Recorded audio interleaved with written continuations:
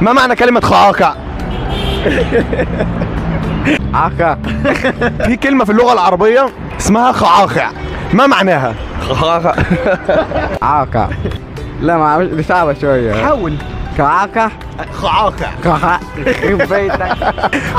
خعاقع. خعاقع. خعاقع.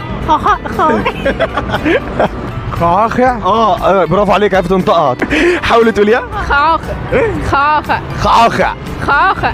برافو، قلتيها صح. تعرف تقول صفحة 7 صعبة 3 مرات؟ صفحة صعبة 3 مرات. لا، بتعرف تقول صفحة 7 صعبة؟ صفحة 7 صعبة. صفحة 7. صفحة 7 صعبة.